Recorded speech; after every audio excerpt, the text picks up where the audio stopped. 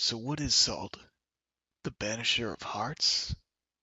The banisher of demons? A simple condiment to flavor our food?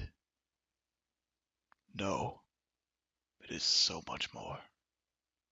Man, okay guys, sometimes I get kind of salty when I think about how people treat salt. We're all being told that, yeah, salt is bad for you. Okay, there's some truth to that. I can't deny that. It can raise your blood pressure. It can put you at greater strict. It can put you at greater risk for stroke. But that doesn't mean that it's all bad.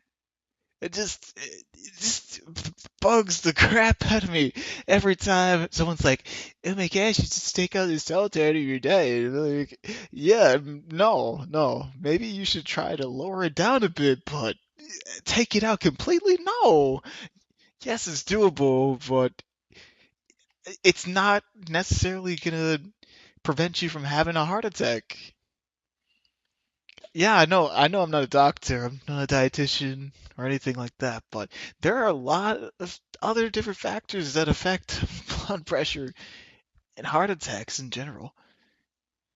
As far as blood pressure is concerned, have you ever heard of magnesium or potassium or a vitamin E?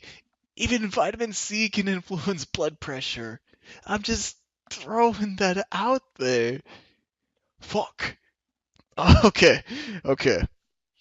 I'm done with my little rant. I just get so salty when I hear about salt being bad. But there are a few good things that salt can do for you.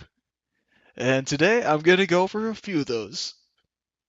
So what is salt good for? Well, a couple things come to mind. Salt is good for digestion. That's right, I said digestion. How are you supposed to make that hydrochloric acid without salt? You need some form of chloride. Unless you're going to be taking straight up chloride, but you can't do that. You can't freaking do that. You gotta take chloride bound to something. That something is salt. I mean, sodium. Sodium. I mean, because normal chlorine is a gas and it's poisonous for you. But if it's bound to salt, you can take it, absorb it, make it your own stomach acid. That is what you can do with it. You can digest nutrients, I mean food, and extract the nutrients from them. Help break down those foods so that they can be extracted in the GI tract. That is one thing that salt allows you to do. So, another good example of how salt can be useful for the body is hyponatremia. That means low salt concentration within the blood. And if you have this condition, which is also associated with older adults, and it's associated with hypertension and kidney disease, ironically, as well as heart disease. I found that a bit interesting. This is according to OregonState.edu. And to add on to that, hyponatremia may also lead to brain edema, which is a retention of water within the brain, and that could have neurological consequences if not dealt with immediately. And to add on to the wonderfulness of salt, gastric, it can help you raise your blood pressure. That's right. Sometimes that can be a good thing. If you have low blood pressure, then eating a little more salt can help you address that low blood pressure. I'm not saying that's a solution that everyone with low blood pressure should implement. Not what I'm saying. I'm just saying it's a possible solution to the problem. But I'm sure it's much more nuanced than I am giving it credit for. Now, I know I mentioned earlier that a low level of salt can cause brain edema, but salt in general, well, if you get too much of it, it can also cause edema. I just want to throw that out there. Yes, you need salt to retain water. And if you have too much of it, you'll get edema, water retention. So, yeah, just watch your salt, I guess. Yeah, but Yeah, if you didn't have salt, you wouldn't be 75% you. That's right. 75% water.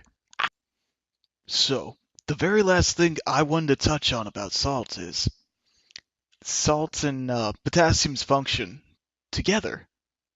So, they work in conjunction to maintain cell permeability. Why is that important? Oh, it's hella important.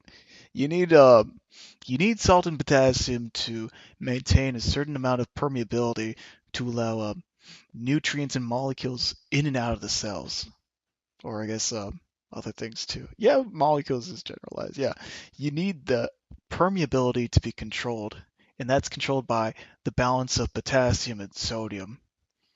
And I want to note that there's a lot of energy being used to maintain this process of permeability or semi-permeability, non-permeability. Yeah, without that balance of sodium and potassium, anything could be going through those cells. So it's vastly important to have that balance of sodium and potassium there. That way, some things can go in and some things can't. Alright? Just throwing it out there. Okay.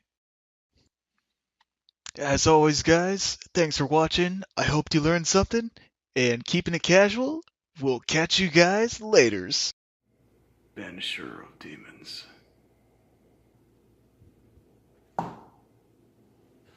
Oops,